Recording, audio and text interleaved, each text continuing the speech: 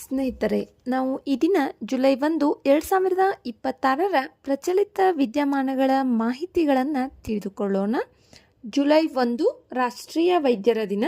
ಇದಕ್ಕೆ ಸಂಬಂಧಪಟ್ಟಂತಹ ಮಾಹಿತಿಯನ್ನು ಈಗಾಗಲೇ ಅಪ್ಲೋಡ್ ಮಾಡಲಾಗಿದೆ. ಅದನ್ನು ನೋಡಿ ವೈದ್ಯರ ದಿನದ ಬಗ್ಗೆ ಮಾಹಿತಿಯನ್ನು ತಿಳಿದುಕೊಳ್ಳಿ. ಈ ವಿಡಿಯೋದಲ್ಲಿ ಇಲ್ಲಿ ಪಟ್ಟಿ ಮಾಡಲಾಗಿರುವ ಎಲ್ಲ ವಿಷಯಗಳ ಮಾಹಿತಿಯನ್ನು ತಿಳಿದುಕೊಳ್ಳೋಣ. ಈ ವಿಷಯಗಳು ಮುಂಬರುವ ಸ್ಪರ್ಧಾತ್ಮಕ ಪರೀಕ್ಷೆಗಳಿಗೆ ಅತಿ ಉಪಯುಕ್ತವಾಗಲಿವೆ. ಆದ ಕಾರಣ ವಿಡಿಯೋವನ್ನು ಕೊನೆವರೆಗೂ ವೀಕ್ಷಿಸಿ. ಮೊದಲನೇ ಮಾಹಿತಿ, ಆಯುಷ್ಮಾನ್ ಸಾರಥಿ. ಭಾರತ ಸರ್ಕಾರವು ಇತ್ತೀಚೆಗೆ ಆಯುಷ್ಮಾನ್ ಸಾರಥಿ ಅಧಿಕೃತ ಪ್ರಧಾನಮಂತ್ರಿ ಜನ್ ಆರೋಗ್ಯ ಯೋಜನೆಯ ವಾಟ್ಸಪ್ ಚಾಟ್ಬಾಟ್ ಅನ್ನು ಆರಂಭಿಸಿದೆ.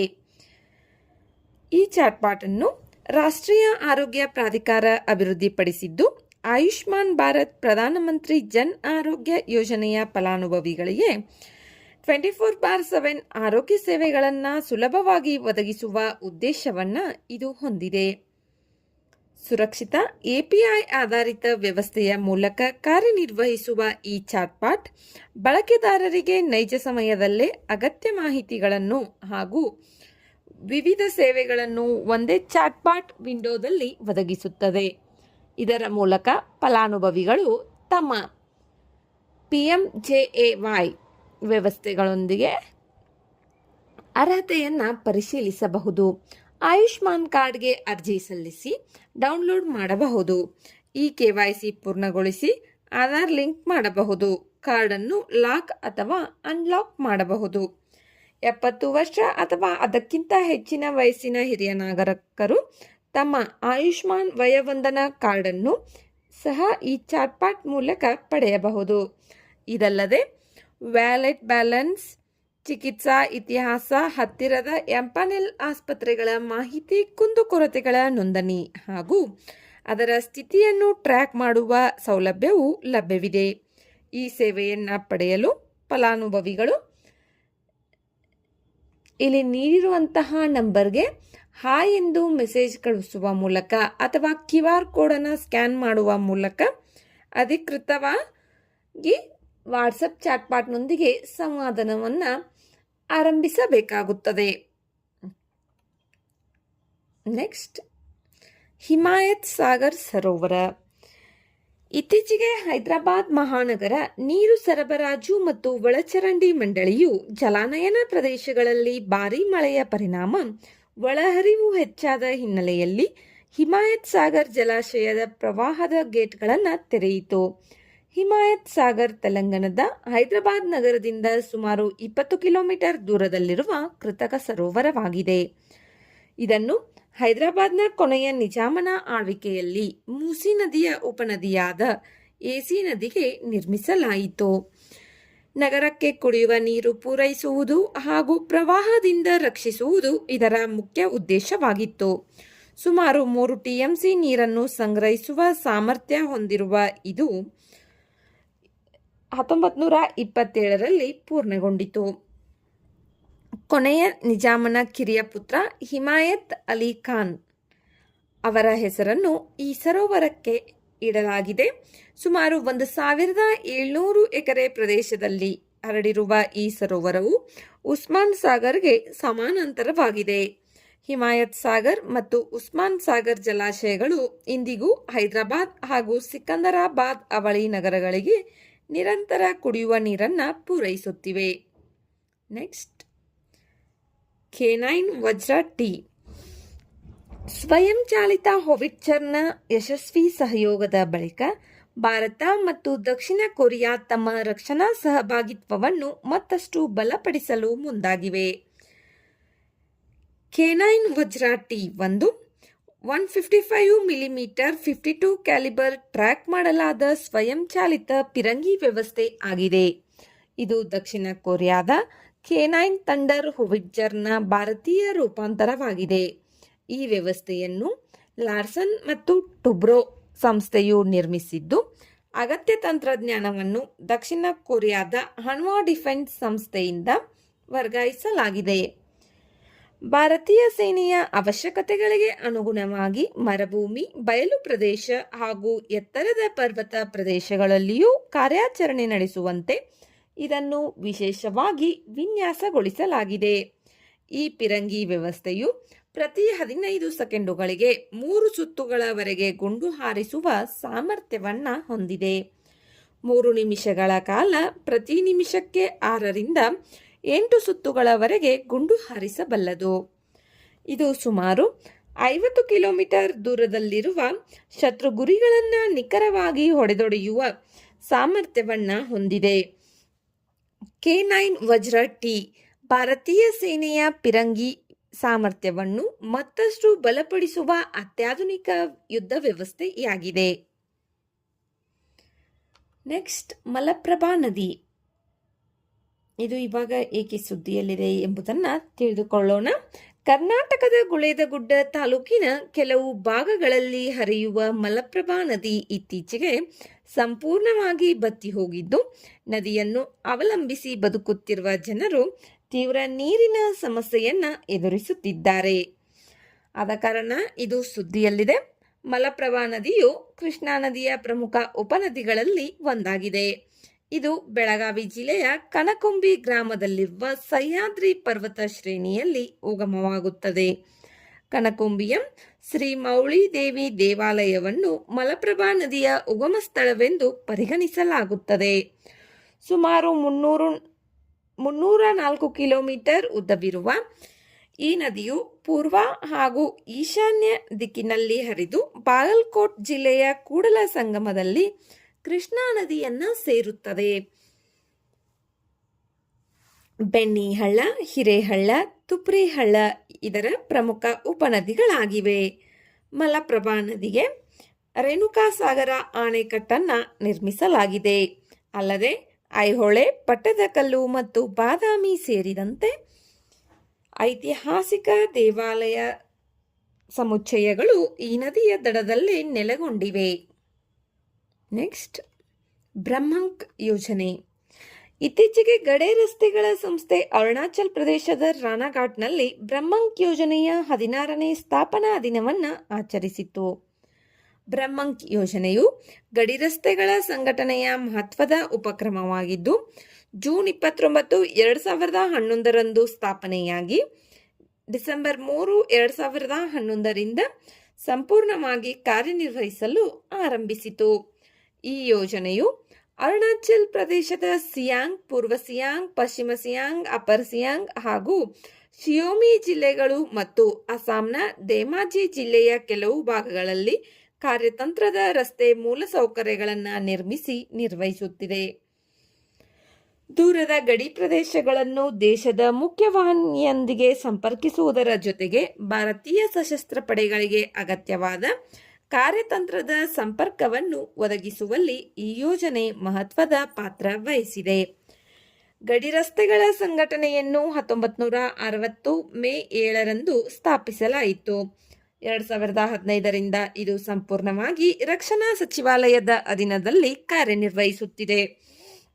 ಭಾರತದ ಗಡಿ ಪ್ರದೇಶಗಳು ಹಾಗೂ ಸ್ನೇಹಪರ ನೆರೆಯ ರಾಷ್ಟ್ರಗಳಲ್ಲಿ ರಸ್ತೆ ಜಾಲವನ್ನು ಅಭಿವೃದ್ಧಿಪಡಿಸುವುದು ಇದರ ಪ್ರಮುಖ ಜವಾಬ್ದಾರಿಯಾಗಿದೆ. ಇದರ ಧ್ಯೇಯವಾಕ್ಯ ಶ್ರಮೇಣ ಸರ್ವಂ ಸಾಧ್ಯಂ, ಅಂದರೆ ಕಠಿಣ ಪರಿಶ್ರಮದಿಂದ ಎಲ್ಲವನ್ನು ಸಾಧಿಸಬಹುದು. ನಾವು ಇದರಲ್ಲಿ ಬ್ರಹ್ಮಂಕ್ ಯೋಜನೆ ಮತ್ತು ಗಡಿ ರಸ್ತೆಗಳ ಸಂಘಟನೆ ಇವೆರಡರ ಬಗ್ಗೆ ತಿಳಿದುಕೊಂಡಿದ್ದೇವೆ. ನೆಕ್ಸ್ಟ್, ಅಂತರ್ಗ್ರಹ ಕರೋನಲ್ ಮಾಸ್ ಎಜೆಕ್ಷನ್ಗಳು. ಇತ್ತೀಚೆಗೆ ಭಾರತೀಯ ಖಗೋಳಶಾಸ್ತ್ರಜ್ಞರು ಸೂರ್ಯನಿಂದ ಭೂಮಿಯತ್ತ ಸಾಗುವ ಅಂತರ್ಗ್ರಹ ಕರೋನಲ್ ಮಾಸ್ ಎಜೆಕ್ಷನ್ಗಳು ಅಥವಾ ICMEಗಳು ಹೇಗೆ ಉಷ್ಣವಾಗಿ ವಿಕಸನಗೊಳ್ಳುತ್ತವೆ ಎಂಬುದರ ಕುರಿತು ಹೊಸ ಅಧ್ಯಯನವನ್ನು ಪ್ರಕಟಿಸಿದ್ದಾರೆ. ICMEಗಳು ಸೂರ್ಯನ ಹೊರ ವಾತಾವರಣದಿಂದ ಹೊರಸೂಸುವ ಕಾಂತೀಯ ಪ್ಲಾಸ್ಮಾದ ಬೃಹತ್ ಸ್ಫೋಟಗಳಾಗಿದ್ದು, ಅವು ಅಂತರ್ಗ್ರಹ ಬಾಹ್ಯಾಕಾಶದ ಮೂಲಕ ಭೂಮಿಯತ್ತ ಚಲಿಸುತ್ತವೆ. ಈ ಸ್ಫೋಟಗಳು ಭೂಮಿಯ ಕಾಂತಕ್ಷೇತ್ರವನ್ನು ತಲುಪಿದಾಗ ಭೂಕಾಂತೀಯ ಬಿರುಗಾಳಿಗಳನ್ನು ಉಂಟು ಮಾಡಬಹುದು. ಇದೇ ವೇಳೆ ಭೂಮಿಯ ಮೇಲಿನ ವಾತಾವರಣದಲ್ಲಿ ಸುಂದರವಾದ ಅರೋರಾಗಳನ್ನು ಸಹ ಸೃಷ್ಟಿಸುತ್ತವೆ. ಸೂರ್ಯನ ಚಟುವಟಿಕೆಯು ಸುಮಾರು 11 ವರ್ಷಗಳ ಚಕ್ರವನ್ನು ಹೊಂದಿದ್ದು, ಗರಿಷ್ಠ ಚಟುವಟಿಕೆಯ ಅವಧಿಯಲ್ಲಿ ಹೆಚ್ಚಿನ ಐಸಿಎಂಇಗಳು ಉಂಟಾಗುತ್ತವೆ. ಆದರೆ ಇವುಗಳ ಪರಿಣಾಮ ಕೇವಲ ಬಾಹ್ಯಾಕಾಶಕ್ಕೆ ಮಾತ್ರ ಸೀಮಿತವಾಗಿರುವುದಿಲ್ಲ. ಉಪಗ್ರಹಗಳ ಕಾರ್ಯಾಚರಣೆ, ಜಿಪಿಎಸ್ ಮತ್ತು ರೇಡಿಯೋ ಸಂವಹನ, ವಿಮಾನಯಾನ ಮಾರ್ಗಗಳು ಹಾಗೂ ವಿದ್ಯುತ್ ಜಾಲಗಳ ಮೇಲೂ ಇವು ಗಂಭೀರ ಪರಿಣಾಮ ಬೀರುತ್ತವೆ. ಹೀಗಾಗಿ ಐಸಿಎಂಇಗಳ ಅಧ್ಯಯನವು ಬಾಹ್ಯಾಕಾಶ ಹವಾಮಾನವನ್ನು ಅರ್ಥಮಾಡಿಕೊಳ್ಳಲು ಹಾಗೂ ಭವಿಷ್ಯದ ತಂತ್ರಜ್ಞಾನ ವ್ಯವಸ್ಥೆಗಳನ್ನು ಸುರಕ್ಷಿತವಾಗಿಡಲು ಅತ್ಯಂತ ಮಹತ್ವದ್ದಾಗಿದೆ. Next, academic bank of credit.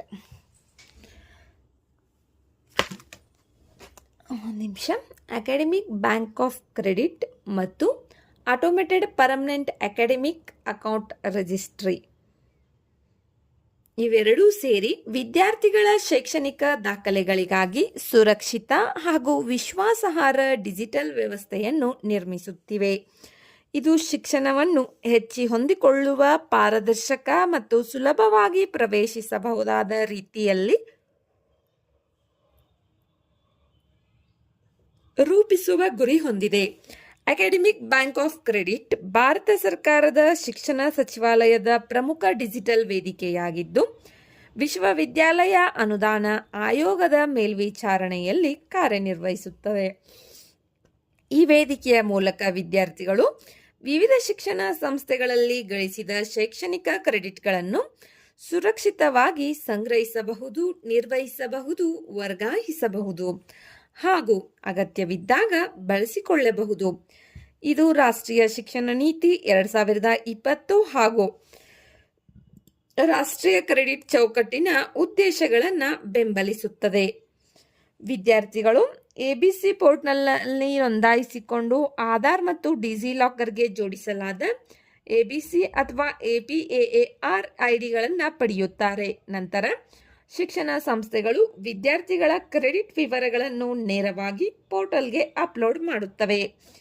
ಕ್ರೆಡಿಟ್ಗಳು ಸಾಮಾನ್ಯವಾಗಿ 7 ವರ್ಷಗಳವರೆಗೆ ಮಾನ್ಯವಾಗಿರುತ್ತವೆ. ರಾಷ್ಟ್ರೀಯ ಶೈಕ್ಷಣಿಕ ಠೇವಣಿ ಅಥವಾ ಎನ್ಎಡಿ ಎಲ್ಲ ಶೈಕ್ಷಣಿಕ ದಾಖಲೆಗಳನ್ನು ಸುರಕ್ಷಿತವಾಗಿ ಸಂಗ್ರಹಿಸುವ ಬೆನ್ನೆಲುಬಿನ ವ್ಯವಸ್ಥೆಯಾಗಿ ಕಾರ್ಯನಿರ್ವಹಿಸುತ್ತದೆ. ಎಬಿಸಿಯ ಪ್ರಮುಖ ಪ್ರಯೋಜನಗಳು: ವಿವಿಧ ಶಿಕ್ಷಣ ಸಂಸ್ಥೆಗಳ ನಡುವೆ ಸುಲಭವಾದ ಕ್ರೆಡಿಟ್ ವರ್ಗಾವಣೆ, ಬಹು ಪ್ರವೇಶ ಮತ್ತು ನಿರ್ಗಮನ ವ್ಯವಸ್ಥೆಗೆ ಬೆಂಬಲ, ಸ್ವಯಂ ಆನ್ಲೈನ್ ಕಲಿಕೆಯಿಂದ 40% ಕ್ರೆಡಿಟ್ ಗಳಿಸುವ ಅವಕಾಶ ಹಾಗೂ ವಿದ್ಯಾರ್ಥಿ ಸ್ನೇಹಿ ಡಿಜಿಟಲ್ ದಾಖಲೆ ವ್ಯವಸ್ಥೆ.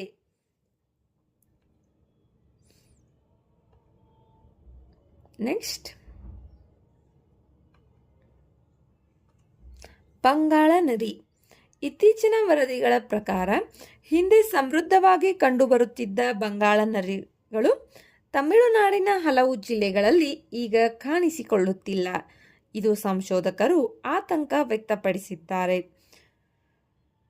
ಬಂಗಾಳ ನರಿಯನ್ನು ಭಾರತೀಯ ನರಿ ಅಥವಾ ಭಾರತೀಯ ಮರುಭೂಮಿ ನರಿ ಎಂದು ಕೂಡ ಕರೆಯಲಾಗುತ್ತದೆ. ಇದು ಸಣ್ಣ ಗಾತ್ರದ ಮಾಂಸಾಹಾರಿ ಸಸ್ತನಿಯಾಗಿದ್ದು, ತೆರೆದ ಹುಲ್ಲುಗಾವಲುಗಳು, ಮುಳ್ಳಿನ ಪೊದೆಗಳು, ಅರೆ ಮರುಭೂಮಿ ಮತ್ತು ಶುಷ್ಕ ಪ್ರದೇಶಗಳಲ್ಲಿ ವಾಸಿಸಲು ಇಷ್ಟಪಡುತ್ತದೆ. ಇದು ಭಾರತ, ನೇಪಾಳ ಮತ್ತು ಪಾಕಿಸ್ತಾನಕ್ಕೆ ಸ್ಥಳೀಯ ಜಾತಿಯಾಗಿದೆ. ಬಂಗಾಳ ನರಿಯ ವಿಶೇಷತೆ ಎಂದರೆ ಇದು ಜೀವಮಾನದವರೆಗೆ ಒಂದೇ ಸಂಗಾತಿಯೊಂದಿಗೆ ಬದುಕುವ ಏಕಪತ್ನಿ ಸ್ವಭಾವವನ್ನು ಹೊಂದಿದೆ. ಸಾಮಾನ್ಯವಾಗಿ ಡಿಸೆಂಬರ್ನಿಂದ ಜನವರಿವರೆಗೆ ಸಂತಾನೋತ್ಪತ್ತಿ ನಡೆಯುತ್ತದೆ ಹಾಗೂ ಗರ್ಭಧಾರಣೆಯ ಅವಧಿ ಸುಮಾರು 50 ರಿಂದ 60 ದಿನಗಳವರೆಗೆ ಇರುತ್ತದೆ. ಐಯುಸಿಎನ್ ಪಟ್ಟಿಯಲ್ಲಿ ಇದು ಕನಿಷ್ಠ ಕಾಳಜಿ ವಿಭಾಗದಲ್ಲಿದ್ದರೂ ಆವಾಸಸ್ಥಾನ ನಾಶ, ತೆರೆದ ಆಕ್ರಮಣ, ಪೊದೆಗಳ ನಾಶ, ಕಾಡು ನಾಯಿಗಳ ಅತಿಕ್ರಮಣ ಹಾಗೂ ಮಾನವ ಚಟುವಟಿಕೆಗಳು ಇದರ ಪ್ರಮುಖ ಬೆದರಿಕೆಗಳಾಗಿವೆ. ವನ್ಯಜೀವಿ ಸಂರಕ್ಷಣಾ ಕಾಯ್ದೆ 1972ರ ವೇಳಾಪಟ್ಟಿ 2ರಲ್ಲಿ ಇವುಗಳನ್ನು ಸಂರಕ್ಷಿಸಲಾಗಿದೆ. ನೆಕ್ಸ್ಟ್, ಅರುಳ್ಮಿಹು ನವಶಕ್ತಿ ವಿನಾಯಕ ದೇವಸ್ಥಾನ. ಇದು ಸಿಸೆಲ್ಸ್ನಲ್ಲಿದೆ. ಇತ್ತೀಚೆಗೆ ಪ್ರಧಾನಮಂತ್ರಿಯವರು ಸಿಸೆಲ್ಸ್ಗೆ ಭೇಟಿ ನೀಡಿದಾಗ ಈ ದೇವಸ್ಥಾನಕ್ಕೆ ಭೇಟಿ ನೀಡಿದರು. ಇದು ಸಿಸೆಲ್ಸ್ನ ರಾಜಧಾನಿ ವಿಕ್ಟೋರಿಯಾದಲ್ಲಿರುವ ಒಂದು ಹಿಂದೂ ದೇವಾಲಯವಾಗಿದೆ. 1992ರಲ್ಲಿ ಅಲ್ಲಿನ ಹಿಂದೂ ಸಮುದಾಯ ಈ ದೇವಾಲಯವನ್ನು ನಿರ್ಮಿಸಿತು. ಇದು ಶ್ರೀ ಗಣೇಶನಿಗೆ ಸಮರ್ಪಿತವಾಗಿದ್ದು ಮಾಹೆ ದ್ವೀಪದಲ್ಲಿದೆ. ದೇವಾಲಯದ ವಾಸ್ತುಶಿಲ್ಪವು ತಮಿಳುನಾಡಿನ ಸಾಂಪ್ರದಾಯಿಕ ದ್ರಾವಿಡ ಶೈಲಿಯನ್ನ ಪ್ರತಿಬಿಂಬಿಸುತ್ತದೆ. ಸುಮಾರು 100 ಅಡಿ ಎತ್ತರದ ವರ್ಣರಂಜಿತ ಗೋಪುರ, ಅದರಲ್ಲಿ ಕೆತ್ತಲಾದ ಹಿಂದೂ ದೇವರುಗಳ ಹಾಗೂ ಪೌರಾಣಿಕ ವ್ಯಕ್ತಿಗಳ ಸುಂದರ ಪ್ರತಿಮೆಗಳು ಇದರ ಪ್ರಮುಖ ಆಕರ್ಷಣೆಗಳಾಗಿವೆ. ಗರ್ಭಗುಡಿಯಲ್ಲಿ ಶ್ರೀ ವಿನಾಯಕ ವಿಗ್ರಹವಿದ್ದು, ದೇವಾಲಯದಲ್ಲಿ ಧಾರ್ಮಿಕ ಕಾರ್ಯಕ್ರಮಗಳಿಗಾಗಿ ವಿಶಾಲ ಮಂಟಪವನ್ನು ನಿರ್ಮಿಸಲಾಗಿದೆ. ಸಿಷೆಲ್ಸ್ಗೆ ಪ್ರಧಾನಮಂತ್ರಿಯವರು ಭೇಟಿ ನೀಡಿದ್ದರು. ಅಲ್ಲಿ ಒಂದು ಆಮೆ, ಅಲ್ಡ್ರಾಬ್ರಾ ಆಮೆಗೆ ನೋಡಿದರು. ಮತ್ತು ಈ ವಿನಾಯಕ ದೇವಸ್ಥಾನಕ್ಕೆ ಭೇಟಿ ನೀಡಿದ್ದಾರೆ. ಇವುಗಳೆಲ್ಲದರ ಬಗ್ಗೆ ಇದು ಮಾಹಿತಿ. Next, southern bird wing. ಭಾರತದ ಅತಿ ದೊಡ್ಡ ಚಿಟ್ಟೆಗಳಲ್ಲಿ ಒಂದಾದ ಸದರ್ನ್ ಬರ್ಡ್ ವಿಂಗ್ ಇತ್ತೀಚೆಗೆ ತೆಲಂಗಾಣದ ಅಮ್ರಾಬಾದ್ ಹುಲಿ ಅಭಯಾರಣ್ಯದಲ್ಲಿ ಮೊದಲ ಬಾರಿಗೆ ದಾಖಲಾಗಿದೆ. ಅಮ್ರಾಬಾದ್ ಹುಲಿ ಅಭಯಾರಣ್ಯದ ಬಗ್ಗೆ ನಾವು ಹಿಂದಿನ ವಿಡಿಯೋದಲ್ಲಿ ಎಕ್ಸ್ಪ್ಲೇನ್ ಮಾಡಿದ್ದೇವೆ.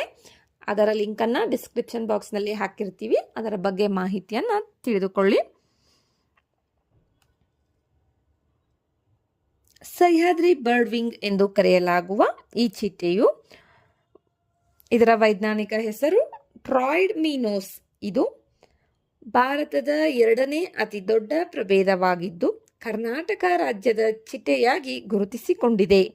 ಪಶ್ಚಿಮ ಘಟ್ಟಗಳ ಸುಮಾರು 3000 ಅಡಿ ಎತ್ತರದ ಪ್ರದೇಶಗಳಲ್ಲಿ ಹೆಚ್ಚಾಗಿ ಕಂಡುಬರುವ ಈ ಚಿಟ್ಟೆ ನಿತ್ಯ ಹರಿದ್ವರ್ಣ ಕಾಡುಗಳು, ಮಿಶ್ರ ಪತನಶೀಲ ಕಾಡುಗಳು, ಒಣ ಪೊದೆಗಳು ಹಾಗೂ ಕೃಷಿ ಪ್ರದೇಶಗಳಲ್ಲಿಯೂ ವಾಸಿಸುತ್ತವೆ. ತೆಲಂಗಾಣದಲ್ಲಿ ಇದರ ಮೊದಲ ದಾಖಲಿತ ವೀಕ್ಷಣೆ ಈ ಪ್ರದೇಶದ ಜೀವವೈವಿಧ್ಯ ಸಂರಕ್ಷಣೆಗೆ ಮಹತ್ವದ ಮೈಲಿಗಲ್ಲಾಗಿದೆ. ಸದರ್ನ್ ಬರ್ಡ್ ವಿಂಗ್ ಇದು ನಮ್ಮ ಕರ್ನಾಟಕದ ರಾಜ್ಯ ಚಿಟ್ಟೆಯಾಗಿದೆ. ಭಾರತದ 2ನೇ ಅತಿ ದೊಡ್ಡ ಚಿಟ್ಟೆ ಪ್ರಭೇದವಾಗಿದೆ. ಇತ್ತೀಚೆಗೆ ತೆಲಂಗಾಣದ ಅಮ್ರಾಬಾದ್ ಹುಲಿ ಅಭಯಾರಣ್ಯದಲ್ಲಿ ಕಂಡು ಬಂದಿದೆ. ನೆಕ್ಸ್ಟ್, ಏಷ್ಯಾ ಮತ್ತು ಪೆಸಿಫಿಕ್ಗಾಗಿ ವಿಶ್ವಸಂಸ್ಥೆಯ ಆರ್ಥಿಕ ಮತ್ತು ಸಾಮಾಜಿಕ ಆಯೋಗ ಏಷ್ಯಾ ಪೆಸಿಫಿಕ್ ಪ್ರದೇಶದ ಅಭಿವೃದ್ಧಿಶೀಲ ರಾಷ್ಟ್ರಗಳು ಪ್ರತಿ ವರ್ಷ ಸುಮಾರು 800 ಶತಕೋಟಿ ಅಮೆರಿಕನ್ ಡಾಲರ್ಗಳ ಹವಾಮಾನ ಹಣಕಾಸಿನ ಕೊರತೆಯನ್ನು ಎದುರಿಸುತ್ತಿವೆ ಎಂದು ಈ ಆಯೋಗ ವರದಿಯನ್ನು ಎಚ್ಚರಿಸಿದೆ. 1947ರಲ್ಲಿ ಸ್ಥಾಪನೆಯಾದ ಈ ಆಯೋಗವು ವಿಶ್ವಸಂಸ್ಥೆಯ 5 ಪ್ರಾದೇಶಿಕ ಆಯೋಗಗಳಲ್ಲಿ ಒಂದಾಗಿದೆ. ಇದರ ಪ್ರಧಾನ ಕಚೇರಿ ಥೈಲ್ಯಾಂಡ್ನಲ್ಲಿದೆ, ಬ್ಯಾಂಕಾಕ್. ಸಾಮಾಜಿಕ ಅಭಿವೃದ್ಧಿಯನ್ನು ಉತ್ತೇಜಿಸುವುದು, ಪ್ರಾದೇಶಿಕ ಸಹಕಾರದ ಮೂಲಕ ಆರ್ಥಿಕ ಕ್ಷೇತ್ರವನ್ನು ಉತ್ತೇಜಿಸುವುದು ಇದರ ಪ್ರಮುಖ ಉದ್ದೇಶಗಳಾಗಿವೆ. ವ್ಯಾಪಾರ, ಹೂಡಿಕೆ, ಪರಿಸರ, ಸಾರಿಗೆ, ಮಾಹಿತಿ ಮತ್ತು ಸಂವಹನ ತಂತ್ರಜ್ಞಾನ, ವಿಪತ್ತು, ಅಪಾಯ ಕಡಿತ ಹಾಗೂ ಸಾಮಾಜಿಕ ಅಭಿವೃದ್ಧಿಯಂತಹ ಹಲವು ಕ್ಷೇತ್ರಗಳಲ್ಲಿ ಈ ಆಯೋಗ ಮಹತ್ವದ ಪಾತ್ರವನ್ನು ವಹಿಸುತ್ತದೆ. Next, Mount Erebus. ಅಂಟಾರ್ಟಿಕಾದಲ್ಲಿರುವ ಮೌಂಟ್ ಎರೆಬಸ್ ವಿಶ್ವದ ದಕ್ಷಿಣದ ಅತ್ಯಂತ ಸಕ್ರಿಯ ಜ್ವಾಲಾಮುಖಿಯಾಗಿದೆ. ಇದು ಶಾಶ್ವತ ಲಾವಾ ಸರೋವರವನ್ನು ಹೊಂದಿರುವುದರ ಜೊತೆಗೆ ಶುದ್ಧ ಚಿನ್ನದ ಸೂಕ್ಷ್ಮ ಹರಳುಗಳನ್ನು ವಾತಾವರಣಕ್ಕೆ ಬಿಡುಗಡೆ ಮಾಡುವ ಏಕೈಕ ತಿಳಿದಿರುವ ಜ್ವಾಲಾಮುಖಿಯಾಗಿದೆ. ರಾಸ್ ಸಮುದ್ರದಲ್ಲಿರುವ ರಾಸ್ ದ್ವೀಪದಲ್ಲಿ ನೆಲೆಗೊಂಡಿರುವ ಈ ಸ್ಟ್ರಾಟೋವೋಲ್ಕ್ಯಾನೋ ಪಶ್ಚಿಮ ಅಂಟಾರ್ಟಿಕಾ ಬಿರುಕು ವ್ಯವಸ್ಥೆಯ ಭಾಗವಾಗಿದೆ. ಇದು ಅಂಟಾರ್ಟಿಕಾದ 2ನೇ ಅತಿ ಎತ್ತರದ ಜ್ವಾಲಾಮುಖಿಯಾಗಿದ್ದು ಖಂಡದಲ್ಲಿ ಸಕ್ರಿಯವಾಗಿರುವ 2 ಜ್ವಾಲಾಮುಖಿಗಳಲ್ಲಿ ಒಂದಾಗಿದೆ. ಇದರ ಶಿಖರದಲ್ಲಿರುವ ಲಾವಾ ಸರೋವರವು ಕನಿಷ್ಠ 1972ರಿಂದ ನಿರಂತರವಾಗಿ ಸಕ್ರಿಯವಾಗಿದ್ದು ಮಾಲ್ ಮತ್ತು ಸ್ಟ್ರೋಂಬೋಲಿಯನ್ ಮಾದರಿಯ ಸ್ಫೋಟಗಳನ್ನು ಉಂಟು ಮಾಡುತ್ತದೆ. ವಿಜ್ಞಾನಿಗಳ ಅಧ್ಯಯನಕ್ಕೆ ಮೌಂಟ್ ಎರೆಬಸ್ ಒಂದು ವಿಶಿಷ್ಟ ನೈಸರ್ಗಿಕ ಪ್ರಯೋಗಾಲಯವಾಗಿದೆ.